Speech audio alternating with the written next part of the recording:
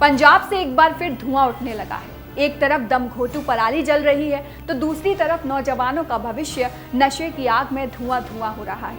अलग देश की मांग करने वाले एक बार फिर पंजाब को जलता हुआ देखना चाहते हैं ताकि उसकी आग में अपनी राजनीति की रोटी सेक सकें। राजनीतिक पार्टियां सत्ता के लिए एक बार फिर समाज को बांटने के लिए आमादा हैं। बेरोजगारी चरम पर है। गुंडों और बदमाशों को पुलिस का अब कोई डर नहीं दिख रहा है। हत्याएं, लूटपाट, धमकियां रोज देखने और सुनने को मिल जाती हैं। देश विरोधी और अलगाववाद समर्थक रैलियां आम होती जा रही हैं। बीते वर्षों में पंजाब में हो रही इस तरह की गतिविधियों को देख ऐसा लग रहा है कि पंजाब एक बार फिर 80 से 90 के दशक के जैसे दुर्भाग्यपूर्ण स्थिति में लौट रहा है। नमस्कार, मैं हूं भारती बघेल और आप देख रहे हैं हमारा खास कार्यक्रम बड़ी बात। आज हम बात करेंगे पंजाब में सिर उठाते अलगाववादी मूवमेंट की।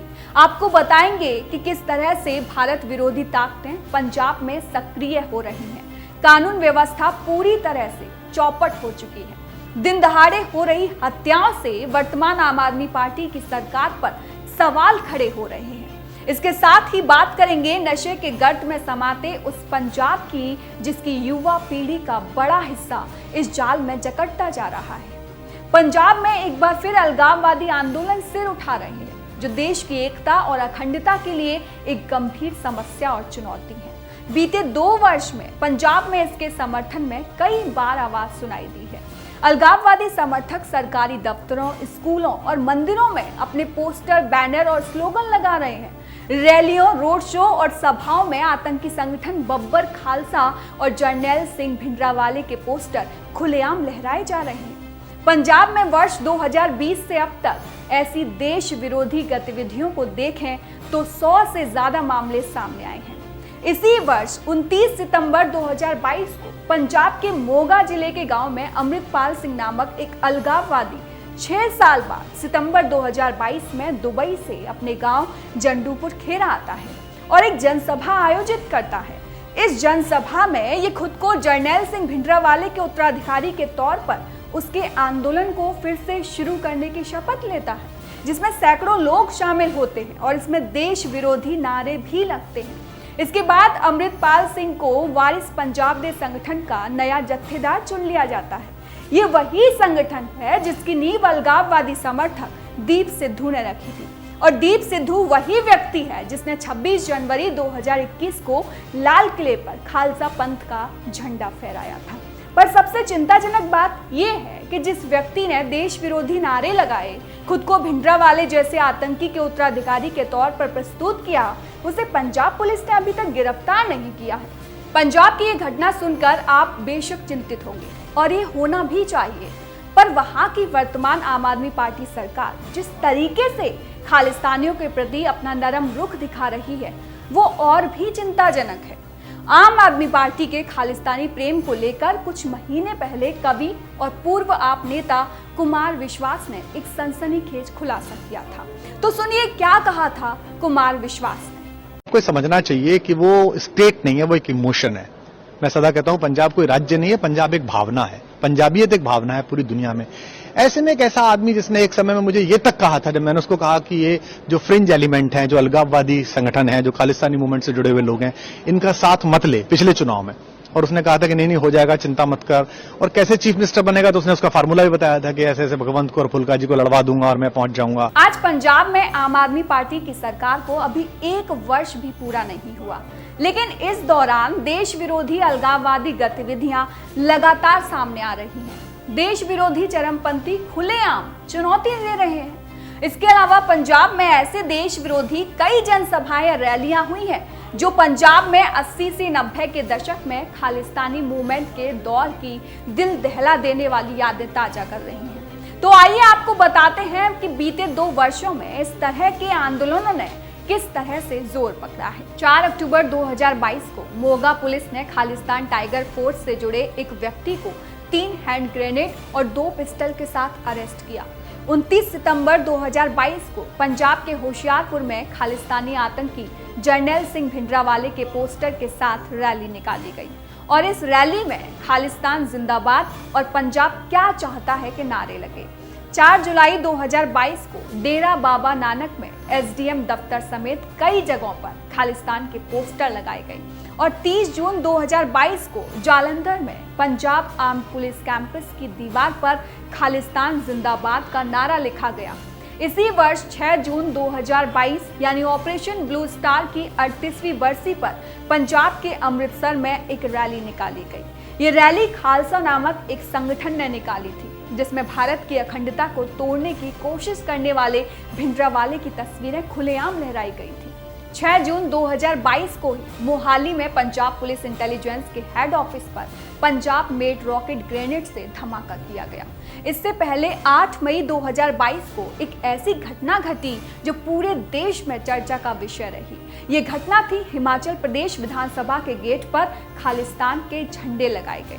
ये वो घटनाएं हैं जो पंजाब में एक बार फिर से पनप रहे अलगाववाद के आतंकी मंसूबों की सच्चाई को सामने ला रहे हैं। और इस पूरे खेल के पीछे पाकिस्तान की खुफिया एजेंसी आईएसआई और कुछ पश्चिमी देशों का दिमाग है। अमेरिकी थिंक टैंक हडसन इंस्टीट्यूट की 2021 में आई रिपोर्ट के अनुसार पाकिस्तानी खुफिया एजेंसी आईएसआई 55 खालिस्तानी और कश्मीरी अलगाववादी गुटों को फंड दे रही है और इसके बदले में ये संगठन अमेरिका में भारत विरोधी जमीन तैयार कर रहे हैं। इस काम में तालिबान की भी मदद ली जा रही है। रिपोर्ट में बताया गया है कि अमेरिकी एजेंसियों को भी इस साजिश की जानकारी है। यह अलगाववादी मूवमेंट कनाडा के अलावा ब्रिटेन, जर्मनी और अमेरिका जैसे पश्चिमी देशों में पैर पसार रहे हैं। केंद्रीय जांच एजेंसी एनआईए के अनुसार पिछले 2 वर्षों के दौरान पंजाब में देश विरोधी टेरर ग्रुप मजबूत हुए हैं। इनमें Khalistan commando force, Bhindranwale commando force of Khalistan, Khalistan liberation force जैसे कई नाम सामने आए हैं।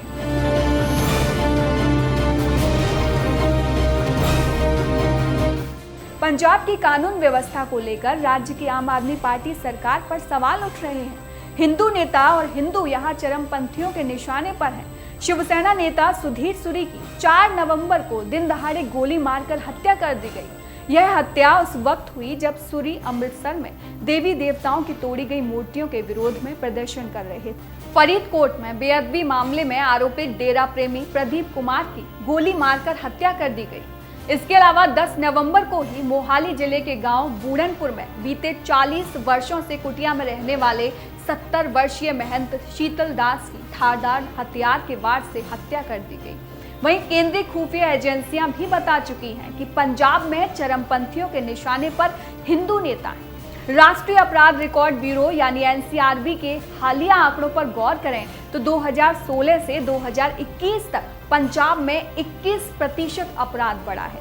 वहीं आम आदमी पार्टी की सरकार गठित होने के महज 21 दिन के भीतर ही 19 लोगों की हत्याएं हुई। पंजाब में अलगाववाद के खतरे के अलावा नशाखोरी और नशे का कारोबार एक विकट समस्या है जो पंजाब को अंदर ही अंदर खाए जा रहा है। पिछले 2 दशकों में ये राज्य नशीले पदार्थों के सेवन और अवैध बिक्री का केंद्र बनकर उभरा है। अफीम भुक्की से शुरू हुआ ये सिलसिला heroin, smack, cocaine, synthetic drug, ice drug जैसे महंगे नशे में बदल चुका है। और सबसे खतरनाक बात यह है कि पंजाब की युवा पीढ़ी का बड़ा हिस्सा इस नशे का आदी हो चुका है।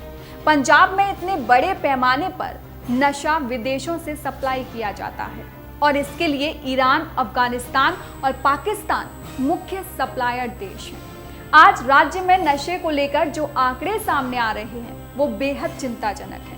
फरवरी 2022 में जारी पंजाब राज्य घरेलू सर्वेक्षण और post graduate institute of medical education के एक हालिया अध्ययन के अनुसार पंजाब में नशीले पदार्थों का सेवन करने वालों की संख्या 3 मिलियन यानी 30 लाख से भी ज्यादा है।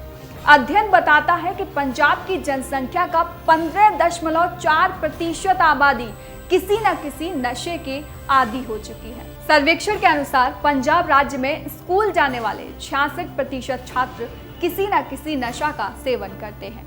इतना ही नहीं, पंजाब के स्कूलों में हर 3 में से 1 छात्र और हर 10 में से 1 छात्रा किसी न किसी बहाने से ड्रग्स का सेवन करती है। वहीं कॉलेज जाने वाले 10 में से 7 छात्र नशीले पदार्थों के अलावा कुछ दवाओं को भी नशे के लिए लेते हैं। ये आंकड़े यकीनन दहला देने वाले हैं। जिससे पता चलता है कि राज्य की युवा पीढ़ी नशे की गर्त में डूबती जा रही है। यह सर्वेक्षण यह भी बताता है कि एक दिन में पंजाब में लगभग 20 करोड़ रुपए नशे के लिए खर्च होते हैं। वहीं इसका सालाना कारोबार 7,500 करोड़ रुपए का है। वहीं हम जब वर्ष 2015 और 2016 तक हुए भारत सरकार के सामाजिक न्याय और अधिकारिता मंत्रालय के सर्वेक्षणों पर गौर करें तो पंजाब में ड्रग्स का इस्तेमाल करने वालों की संख्या 2,32,856 थी और एक दिन में पंजाब में करीब 17 करोड़ रुपए नशे के लिए खर्च होते थे, जबकि इस नशे का सालाना कारोबार 6300 करोड़ रुपए के लगभग था। अगर हम फरवरी 2022 के सर्वेक्षण और 2015-16 तक हुए भारत सरकार के सामाजिक न्याय और अधिकारिता मंत्रालय की रिपोर्ट की तुलना करें तो साफ पता चलता है कि राज्य में पहले के मुकाबले नशाखोरी और इसके कारोबार में न सिर्फ बड़ी वृद्धि हुई है बल्कि किसी महामारी की तरह पैर पसार रहा है। पंजाब में ड्रग्स भारत पाकिस्तान सीमा के रास्ते से आता है। भारत पाकिस्तान सीमा पर घुमावदार नदियां और नाले तस्करों के लिए सहायक रास्ते बने हैं, क्योंकि भारतीय बलों के लिए उन्हें ट्रैक करना आसान नहीं होता। इस काम के लिए पाकिस्तान की खुफिया एजेंसी ISI दूसरे हथकंडों के साथ साथ ड्रोन जैसे आधुनिक तरीकों का उपयोग कर रही है। इसके अलावा पंजाब में कई ऐसी दवाई की कंपनियां हैं जो अवैध रूप से नशे की गोलियां और इंजेक्शन बनाती हैं। तस्कर सीमावर्ती इलाकों से शहरों तक मादक पदार्थ पहुंचाने के लिए प्रवासी मजदूरों, गरीब किसानों और नशे के आदी हुए लोगों का इस्तेमाल करते हैं। आपको जानकर हैरानी होगी कि पंजाब में नशे का कारोबार नेटवर्क मार्केटिंग का रूप ले चुका है। हालात इतने खराब हो गए हैं कि अगर कोई व्यक्ति ड्रग्स का आदी है और उसके पास नशा करने का पैसा नहीं है तो भी वो दिन के 10 ड्रग्स की पुड़िया बेचकर अपने लिए एक ड्रग्स की पुड़िया कमीशन के तौर पर फ्री में ले सकता है। इससे अंदाजा लगाया जा सकता है कि अगर कोई व्यक्ति नशे का आदी है तो नशीले पदार्थ बेचकर न सिर्फ नशा की सामग्री जुटा सकता है बल्कि इसे कमाई का जरिया भी बना सकता है, और ऐसा हो भी रहा है। यही वजह है कि आम लोगों तक नशे की पहुंच बहुत ही आसान हो चुकी है। पंजाब राज्य में कानून व्यवस्था चरमरा गई है। बढ़ती हत्याएं, नशे का ये कारोबार जहां पंजाब को अंदर ही अंदर खोखला कर रहा है, वहीं सवाल ये भी उठ रहे हैं कि क्या अलगाववादी चरमपंथी फिर से 1980 से 1990 के दशक जैसा माहौल बना रहे हैं, क्योंकि तब भी पैर पसार रहे कत्लेआम करने वाले अलगाववादी संगठनों की गतिविधियों पर कुछ राजनीतिक पार्टियां मौन थी, तो आज भी पंजाब में अपनी राजनीतिक जमीन बनाने के लिए कुछ दलों पर उनका समर्थन करने का आरोप लग रहा है।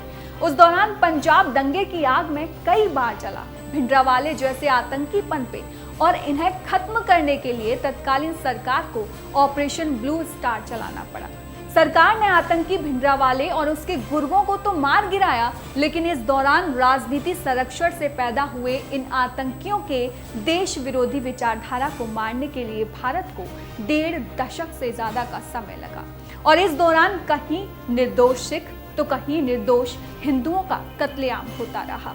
पंजाब सरकार के गृह मंत्रालय के अनुसार 1980 से 90 के दौरान प्रदेश में 33,000 से अधिक लोग मारे गए। पंजाब भारत का अभिन्न अंग है और राष्ट्र के लिए इस राज्य के योगदान पर देश को गर्व है, लेकिन आज देश विरोधी आंतरिक और बाहरी ताकतें फिर सिर उठा रही हैं। यहाँ के लोगों में अलगाववाद का जहर भर रही हैं। पाकिस्तान समेत कुछ भारत विरोधी देश पंजाब के अलगाववादी संगठनों को हवा दे रहे हैं। एक बार फिर 1980 से 1990 के दशक जैसा माहौल बनाने की कोशिश हो रही है। ये अलगाववादी संगठन सिर्फ अपने फायदे के लिए जनता को भ्रमित कर रहे हैं। ऐसे में पंजाब के राष्ट्रवादी संगठनों, धार्मिक संगठनों, सामाजिक संगठनों और यहाँ की सरकार को आगे आकर अलगाववादियों के षड्यंत्रों को विफल करने की आवश्यकता है। भ्रमित हुई जनता को इन देश विरोधी ताकतों की उस मंशा को उजागर की जरूरत है जो पंजाब के माध्यम से देश की एकता और अखंडता को तोड़ने में जुटे हैं। तो ये था हमारे खास कार्यक्रम बड़ी बात का एक बड़ा मुद्दा। आशा करती हूँ आपको जरूर पसंद आया होगा। तो आप सबसे फिर मुलाकात होगी एक नए मुद्दे के साथ। जय हिंद।